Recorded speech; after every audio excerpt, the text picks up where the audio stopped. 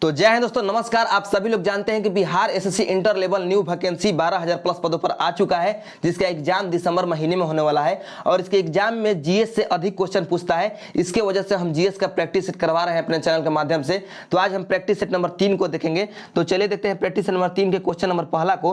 तो question number पहला में है दोस्तों, राजस्थान के किस वन्य जीव अभ्यारण्य में काला जून बगुला पाया जाता है? तो आपका सही उत्तर हो जाएगा बंद बरेठा अभ्यारण्य। राजस्थान के बंद बरेठा अभ्यारण्य में काला जून बगुला पाया जाता है। और ये बंद बरेठा अभ्यारण्य है कहां पर? तो राजस्थान के भरतपुर जिला में स्थित है। ठीक है, राजस्थान के भरतपुर जिला में स्थित है और राजस्थान की राजधानी है जयपुर। इसको भी आपको याद रखना है। और आपको बता दें कि जो कर्क रेखा है ये राजस्थान से भी होकर गुजरती है और राजस्थान के ये दो जिला डूंगरपुर और बांसवाड़ा, दो जिला से होकर गुजरती है। इसको भी आपको याद रखना है। नेक्स्ट है आपका 2 नंबर क्वेश्चन, हाल ही में स्थापित 7वें केंद्रीय वेतन आयोग की अध्यक्षता किसके द्वारा की गई? तो आपका सही उत्तर हो जाएगा अशोक कुमार माथुर। और आपको बता दें कि 7वें केंद्रीय आयोग की वेतन आयोग की जो गठन है ये हुआ है 25 सितंबर 2013 को डॉक्टर मनमोहन सिंह के द्वारा। ठीक है, नेक्स्ट है आपका 3 नंबर क्वेश्चन। 3 नंबर क्वेश्चन कह रहा है, रविंद्रनाथ टैगोर के सुझाव पर बंगाल के विभाजन की तिथि को डैश के रूप में मनाया गया। रविंद्रनाथ टैगोर के सुझाव पर बंगाल के विभाजन की तिथि को डैश के रूप में मनाया गया। तो आपका सही उत्तर हो जाएगा राखी बंधन दिवस। देखिए, जो बंगाल का विभाजन हुआ है, बंगाल विभाजन की घोषणा हुआ है 20 जुलाई 1905 को। ठीक है, किसके द्वारा? तो लॉर्ड कर्जन के द्वारा। और ये लेकिन जो बंगाल विभाजन है ये 16 अक्टूबर 1905 को प्रभावित हुआ। ठीक है, घोषणा हुआ 20 जुलाई 1905 को लॉर्ड कर्जन के द्वारा, लेकिन यह प्रभावी हुआ 16 अक्टूबर 1905 को। जब 16 अक्टूबर 1905 को प्रभावी हुआ तो रविंद्रनाथ टैगोर ने यह सुझाव दिया कि जो बंगाल विभाजन की तिथि है उस पर हम राखी बंधन दिवस मनाएंगे। ठीक है, तो आपका सही उत्तर हो जाएगा ऑप्शन नंबर ए।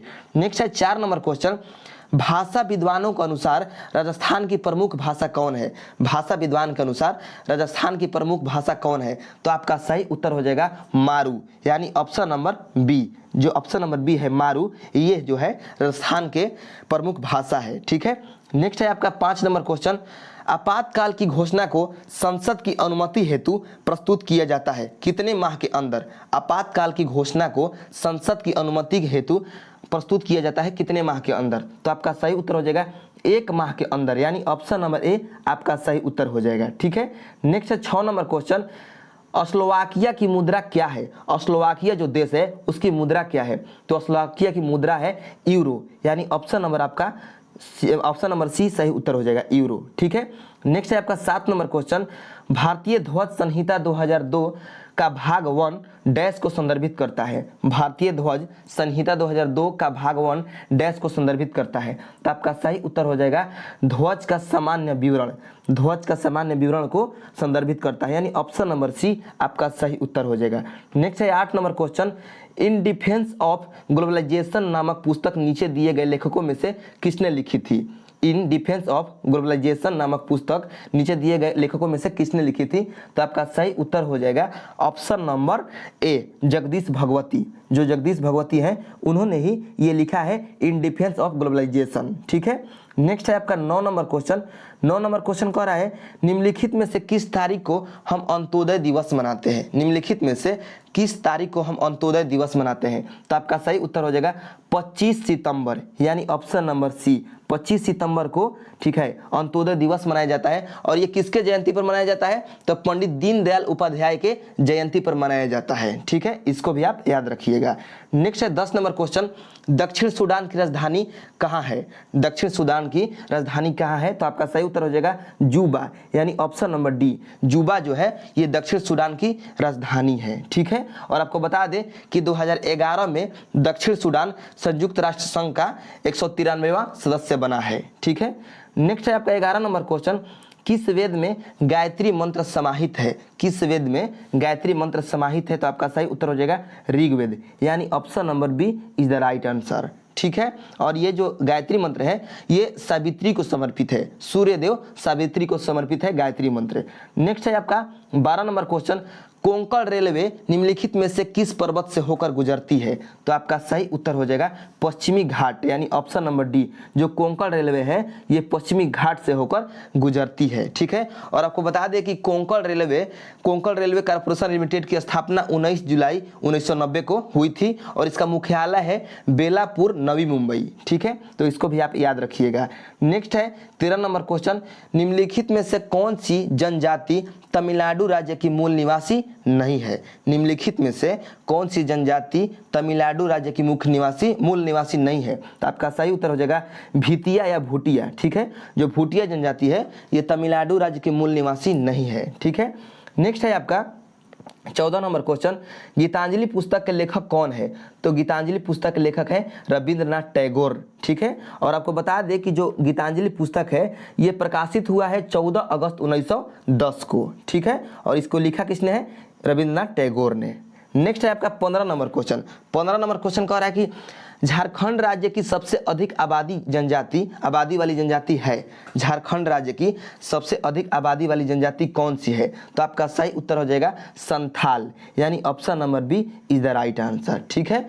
नेक्स्ट है आपका 16 नंबर क्वेश्चन। 16 नंबर क्वेश्चन है प्रसिद्ध किताब हैमलेट किसने लिखा है? जो प्रसिद्ध किताब हैमलेट है वह किसने लिखा है? तो आपका सही उत्तर हो जाएगा विलियम शेक्सपियर, यानी option number B, William Shakespeare ने लिखा है हैमलेट, ठीक है। और आपको बता दें कि 23 अप्रैल को शेक्सपियर की पुण्यतिथि को विश्व पुस्तक दिवस के रूप में मनाया जाता है, ठीक है। तो इसको भी आप याद रखिएगा। नेक्स्ट है 17 नंबर क्वेश्चन, आहड़ संस्कृति का विकास हुआ था किस क्षेत्र में?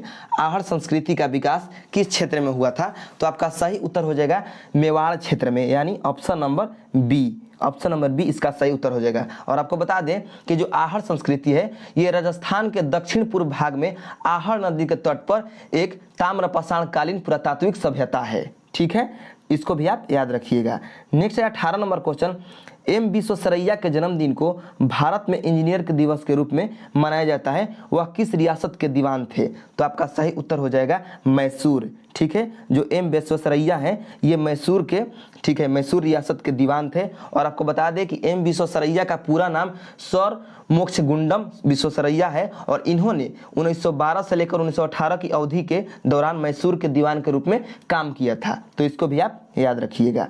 नेक्स्ट है 19 नंबर क्वेश्चन, किस प्रकृति विज्ञान में आकाशीय पिंडों का अध्ययन किया जाता है? तो आपका सही उत्तर हो जाएगा एस्ट्रोनॉमी, यानी ऑप्शन नंबर डी इसका सही उत्तर हो जाएगा। एस्ट्रोनॉमी के तहत आकाशीय पिंडों का अध्ययन किया जाता है, ठीक है। नेक्स्ट है आपका 20 नंबर क्वेश्चन। 20 नंबर क्वेश्चन कह रहा है पंडित रविशंकर कौन सा पुरस्कार जीतने वाले पहले भारतीय थे? तो आपका सही उत्तर हो जाएगा Grammy life time achievement award, ठीक है। Grammy life time achievement award जो है पंडित रविशंकर सबसे पहले यही अवार्ड जीते थे, ठीक है। और आपको बता दें कि ये पुरस्कार इन्हें मरणोपरांत दिया गया है। कब दिया गया है? मरणोपरांत दिया गया है, यानी मरने के बाद मिला है इन्हें Grammy life time achievement award. किसको? पंडित रविशंकर को।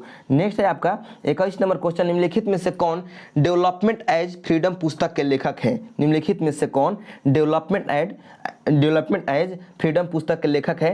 तो आपका सही उत्तर हो जाएगा अमर्त्य सेन, यानी ऑप्शन नंबर सी। जो अमर्त्य सेन है इन्होंने लिखा है डेवलपमेंट एज फ्रीडम, ठीक है। और आपको बता दें कि अमर्त्य सेन का जन्म हुआ है 3 नवंबर 1933 को जन्म हुआ है, 3 नवंबर, ठीक है, 3 नवंबर 1933 को जन्म हुआ है अमर्त्य सेन का। और आपको बता दें कि जो अमर्त्य सेन है इनका जन्म हुआ है शांति निकेतन में, भारत में जो शांति निकेतन है वहाँ पर जन्म हुआ है, ठीक है। नेक्स्ट है आपका 22 नंबर क्वेश्चन, भारत में मौलाना अबुल कलाम आज़ाद ट्रॉफी किसे प्रदान की जाती है? भारत में मौलाना अबुल कलाम आज़ाद ट्रॉफी किसे प्रदान की जाती है? तो आपका सही उत्तर हो जाएगा विश्वविद्यालय, यानी विश्वविद्यालय को प्रदान की जाती है ये ट्रॉफी, मौलाना अबुल कलाम आज़ाद ट्रॉफी, ठीक है। और आपको बता दें कि यह पुरस्कार भारत सरकार के शिक्षा मंत्रालय द्वारा 1956 में, कब? 1956 में मतलब शुरू किया गया था, ठीक है। 1956 में आपको ये स्थापित किया गया था मौलाना अबुल कलाम आज़ाद ट्रॉफी, ठीक है। और ये शिक्षा मंत्रालय के द्वारा दिया जाता है। नेक्स्ट है आपका 23 number question, national gallery of modern art, national gallery of modern art Delhi कभी के महाराजा का निवास स्थान हुआ करता था। सॉरी, 23 नंबर क्वेश्चन को हम फिर से रिपीट कर रहे हैं। National gallery of modern art Delhi कभी महाराजा का निवास स्थान हुआ करता था, यानी किस शहर के महाराजा का निवास स्थान हुआ करता था? तो आपका सही उत्तर हो जाएगा जयपुर। ठीक है, जो दिल्ली में, अब आपको हम इस क्वेश्चन को समझा दे रहे हैं, आप अच्छे से समझ जाइए। जो दिल्ली में national gallery of modern art है, ये जयपुर के महाराजा का कभी निवास स्थान हुआ करता था, यही क्वेश्चन कह रहा है। ठीक है, क्वेश्चन यही था कि national gallery of modern Delhi में, ठीक है, निवास स्थान हुआ करता था कहाँ के महाराजा का? तो जयपुर के महाराजा का कभी निवास स्थान हुआ करता था दिल्ली का national gallery of modern art. ठीक है, तो आपका ऑप्शन नंबर 20 सही उत्तर हो जाएगा। ठीक है, हम आशा करते हैं कि आप इस क्वेश्चन को समझ होंगे। ठीक है, नेक्स्ट है 24 नंबर क्वेश्चन, निम्नलिखित में से किस खिलाड़ी को पॉकेट डायनेमो का उपनाम दिया गया था? तो आपका सही उत्तर हो जाएगा खसाबा दादा साहेब जाधव। जो खसाबा दादा साहेब जाधव हैं, इनको पॉकेट डायनेमो का उपनाम दिया गया था। और आपको बता दें कि जो खसाबा दादा साहेब जाधव हैं, इनको मतलब ये एथलीट के क्षेत्र से हैं, ये एथलीट थे एक, ठीक है, ये धावक थे। और इनका जन्म हुआ है महाराष्ट्र के सतारा के गोलेश्वर गांव में। महाराष्ट्र के जो सतारा जिला है, वहाँ एक गोलेश्वर गांव है, वहीं पर जन्म हुआ है खसाबा दादा साहेब जाधव का। और इन्होंने 1952 ईस्वी में हेलसिंकी में आयोजित ग्रीष्मकालीन ओलंपिक में कांस्य पदक यानी ब्रॉन्ज मेडल जीता है। ठीक है, तो इसको भी आप याद रखिएगा। नेक्स्ट है 25 नंबर क्वेश्चन, अंतर्राष्ट्रीय श्रम संगठन यानी ILO का मुख्यालय डैश में स्थित है, यानी कहाँ पर स्थित है? तो आपका सही उत्तर हो जाएगा जिनेवा में। जिनेवा में स्थित है अंतर्राष्ट्रीय श्रम संगठन का मुख्यालय। ठीक है, और आपको बता दें कि जिनेवा में जो मुख्यालय है अंतर्राष्ट्रीय श्रम संगठन का, तो अंतर्राष्ट्रीय श्रम संगठन का जो गठन हुआ है, ये हुआ है 11 अप्रैल 1919 को। ठीक है, 11 अप्रैल 1919 को आपका गठन हुआ है किसका? ILO का। ठीक है, ILO का गठन हुआ है, तो इसको भी आप याद रखिएगा। ठीक है, नेक्स्ट है आपका 26 नंबर क्वेश्चन, किस युद्ध में त्रावणकोर राज्य के मार्तंड वर्मा से डच पराजित हुए थे? किस युद्ध में त्रावणकोर राज्य के मार्तंड वर्मा से डच पराजित हुए थे? तो आपका सही उत्तर हो जाएगा कोलाचेल के युद्ध में। कोलाचेल के युद्ध में जो है त्रावण के राज्य के मार्तंड वर्मा से, ठीक है, डच पराजित हुए। तो आपका सही उत्तर हो जाएगा कोलाचेल। और ये कोलाचेल का युद्ध हुआ कब है? तो 10 अगस्त 1741 को हुआ है। ठीक है, तो इसको भी आप याद रखिएगा। नेक्स्ट है 27 नंबर क्वेश्चन। 27 नंबर क्वेश्चन कह रहा है कि मीर सैयद अली एवं अब्दुल समद किनके दरबार में चित्रकार थे? मीर सैयद अली व अब्दुल समद किनके दरबार में चित्रकार थे? तो आपका सही उत्तर हो जाएगा हुमायूं एवं अकबर, यानी option number B. Option number B इसका सही उत्तर हो जाएगा। नेक्स्ट है 28 नंबर क्वेश्चन, बुद्ध ने अपना पहला उपदेश कहाँ दिया? तो बुद्ध ने जो अपना पहला उपदेश दिया है, वह दिया है सारनाथ में। कहाँ पर? सारनाथ में। अब बुद्ध यानी गौतम बुद्ध, तो गौतम बुद्ध के बचपन का नाम क्या था? तो सिद्धार्थ। इनके पिता का नाम क्या है? सुधोधन। इनके माता का नाम है माया देवी। और इनको यानी गौतम बुद्ध को एशिया का ज्योतिपुंज यानी लाइट ऑफ एशिया के नाम से भी जाना जाता है, तो इसको भी आप याद रखिएगा। नेक्स्ट है 29 नंबर क्वेश्चन, निम्न में से राजस्थान में 1857 की क्रांति का केंद्र कहाँ था? यानी जो 1857 का सिपाही विद्रोह हुआ था, उसमें राजस्थान में कहाँ केंद्र था? राजस्थान का जो केंद्र था वह कहाँ पर था? तो आपका सही उत्तर हो जाएगा नसीराबाद, यानी ऑप्शन नंबर डी। नसीराबाद जो था 1857 की क्रांति का केंद्र बना था राजस्थान में। ठीक है, और आपको बता दें कि 28 मई 1857 को विद्रोह शुरू हुआ था नसीराबाद में। ठीक है, नेक्स्ट है आपका 30 नंबर क्वेश्चन, चौसा का युद्ध किनके किनके बीच लड़ा गया? तो चौसा का युद्ध लड़ा गया है शेर शाह सूरी व हुमायूं के बीच, यानी ऑप्शन नंबर ए आपका सही उत्तर हो जाएगा। शेर शाह सूरी एवं हुमायूं के बीच चौसा का युद्ध लड़ा गया है, और ये युद्ध लड़ा गया है 26 जून 1539 को। कब लड़ा गया है? 26 जून 1539 को, तो इसको भी आपको याद रखना है। नेक्स्ट है 31 नंबर क्वेश्चन, उत्तर रामचरितम के रचयिता कौन है? उत्तर रामचरितम के रचयिता कौन है? तो आपका सही उत्तर हो जाएगा भवभूति। उत्तर रामचरितम के जो रचयिता है वह है भवभूति। ठीक है, तो इसको भी आप याद रखिएगा। नेक्स्ट है 32 नंबर क्वेश्चन, जब गांधी जी ने करो या मरो का नारा दिया था, तो उस समय भारत का वायसराय कौन था? तो उस समय भारत का जो वायसराय था ना दोस्तों, वह था लॉर्ड लिन लिथगो। लॉर्ड लिन लिथगो था उस समय भारत का वायसराय।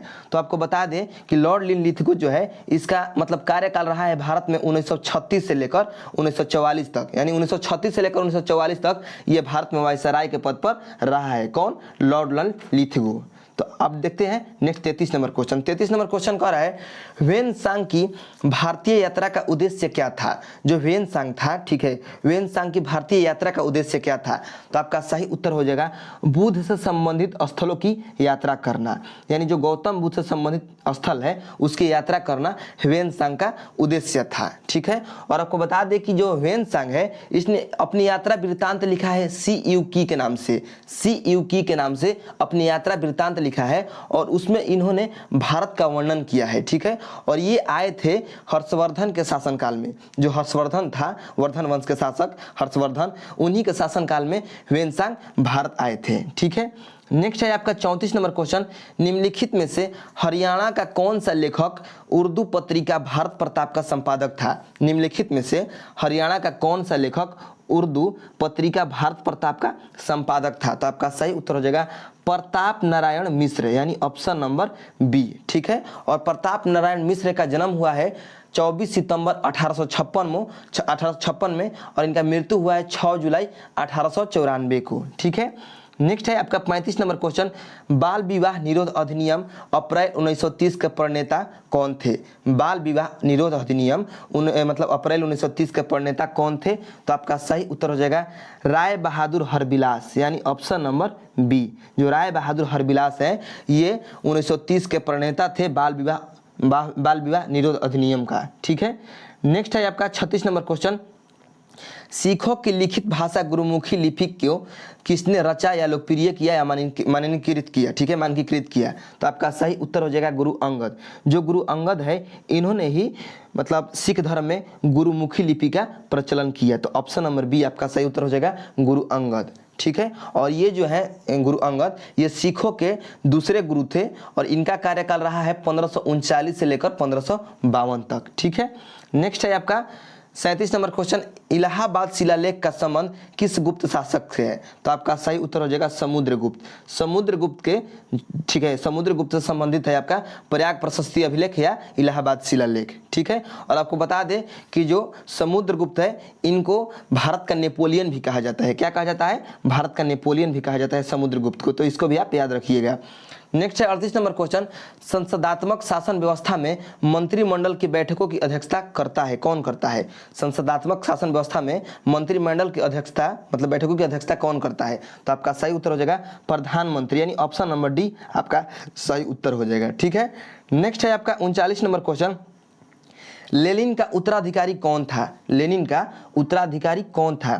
तो आपका सही उत्तर हो जाएगा स्टालिन, यानी ऑप्शन नंबर सी। स्टालिन जो था इसका पूरा नाम है जोसेफ स्टालिन और ये लेनिन का उत्तराधिकारी बना है। और आपको बता दें कि जो लेनिन है व्लादिमीर लेनिन, इनका पूरा नाम है व्लादिमीर लेनिन और ये व्लादिमीर जो लेनिन है ये सोवियत संघ के महान क्रांतिकारी और राजनीतिक सिद्धांतकार थे, ठीक है। और इनका जन्म हुआ है 1870 में, किसका? लेनिन का, ठीक है। और इन्होंने 1917 से लेकर जो लेनिन है, लेनिन ने 1917 ईस्वी से लेकर 1924 ईस्वी तक इन्होंने रूस के लिए सरकार के रूप में कार्य किया है, ठीक है। नेक्स्ट है आपका 40 नंबर क्वेश्चन। 40 नंबर क्वेश्चन कह रहा है मानकीकृत पैमाने के साथ आधुनिक पारा थर्मामीटर का आविष्कार किसने किया? तो आपका सही उत्तर हो जाएगा Daniel Gabriel Fahrenheit. Daniel Gabriel Fahrenheit जो है इन्होंने आधुनिक पारा थर्मामीटर का आविष्कार किया। तो आपका ऑप्शन नंबर ए सही उत्तर हो जाएगा। और इन्होंने आविष्कार कब किया है?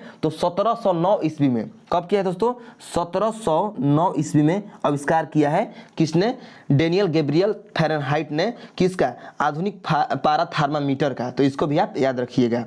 नेक्स्ट है आपका 41 नंबर क्वेश्चन, गुटेनबर्ग द्वारा छपा पहला प्रकाशन कौन सा था? गुटेनबर्ग द्वारा छपा पहला प्रकाशन कौन सा था? तो ये था बाइबिल, यानी ऑप्शन नंबर बी आपका सही उत्तर हो जाएगा, ठीक है, बाइबिल। आपको बता दें कि यूरोप में पहली प्रिंटिंग प्रेस का आविष्कार जोहान गुटेनबर्ग ने 1948 में किया था, ठीक है। नेक्स्ट है आपका 42 नंबर क्वेश्चन, रेबीज रोग किसके कारण होता है? तो जो रेबीज रोग है ये वायरस यानी विषाणु के कारण होता है। तो आपका ऑप्शन नंबर ए सही उत्तर हो जाएगा।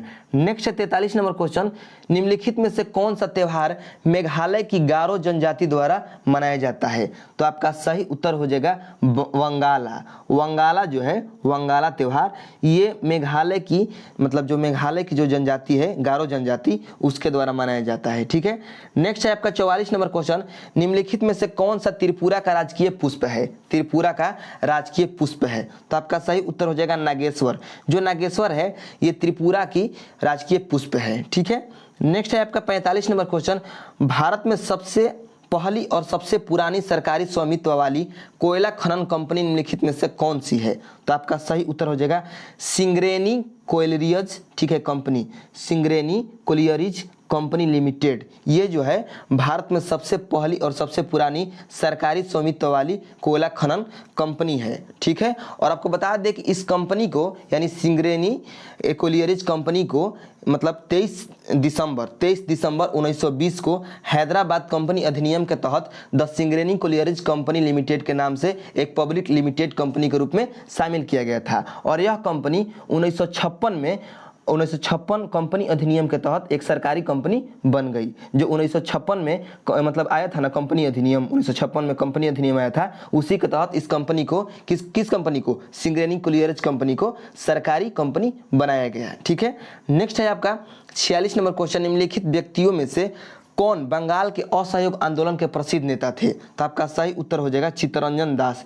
जो चित्तरंजन दास है दोस्तों, ये मतलब बंगाल के जो असहयोग आंदोलन था ना उसके ये मतलब प्रसिद्ध नेता थे। और आपको बता दें कि चित्तरंजन दास का जो जन्म हुआ है वह 5 नवंबर 1870 को हुआ है और निधन हुआ है 16 जून 1925 को। ठीक है, और इनको देश बंधु का उपाधि मिला है, उपाधि देश बंधु की उपाधि मिला है किसको? चित्तरंजन दास को। नेक्स्ट है 47 नंबर क्वेश्चन, कौन प्रसिद्ध भक्ति संत थे या थी जो मेवाड़ के शाही परिवार से ताल्लुक रखते थे? ठीक है, तो आपका सही उत्तर हो जाएगा मीराबाई। जो मीराबाई थी, मीराबाई ये प्रसिद्ध भक्ति संत थी। ठीक है, और ये मतलब मेवाड़ के शाही परिवार से ताल्लुक रखती थी। नेक्स्ट 48 नंबर क्वेश्चन, निम्नलिखित में से किस वर्ष कूनो राष्ट्रीय उद्यान को वन्य जीव अभयारण्य के रूप में स्थापित किया गया? तो आपका सही उत्तर हो जाएगा 1981 में। ठीक है, 1981 ईस्वी में कूनो राष्ट्रीय उद्यान को राष्ट्रीय उद्यान का मतलब जो है मतलब दर्जा मिला या राष्ट्रीय वन्य उद्यान के रूप में मतलब स्थापित किया गया। और आपको बता दें कि मध्य प्रदेश में है, कूनो राष्ट्रीय उद्यान जो है ये मध्य प्रदेश में है। और वन्य जीव अभयारण्य का मतलब जो इसमें स्थापित किया गया वन्य जीव अभयारण्य के रूप में 1981 में। ठीक है, नेक्स्ट है आपका 49 नंबर क्वेश्चन, प्रख्यात संगीतकार मालिनी राजूरकर मुख्य रूप से किस संगीत से संबंधित है? तो आपका सही उत्तर हो जाएगा हिंदुस्तानी शास्त्रीय संगीत, यानी ऑप्शन नंबर सी, हिंदुस्तानी शास्त्रीय संगीत। नेक्स्ट है आपका अमन फसल संबंधित है किससे? तो आपका सही उत्तर हो जाएगा धान से। अमन फसल जो है धान से संबंधित है। ठीक है, तो आपका 50 क्वेश्चन कंप्लीट हो चुका है। तो जो हम साइड में बॉक्स में उसका पॉइंट लगा रहे हैं वो सही है कि मतलब जो हम बोल रहे हैं वो सही है, मतलब साइड में जो पॉइंट बोल रहे हैं वो सही है कि मतलब जो बॉक्स लगा दे रहे हैं वो पॉइंट में वो सही है, ये कमेंट में बताइएगा। ठीक है।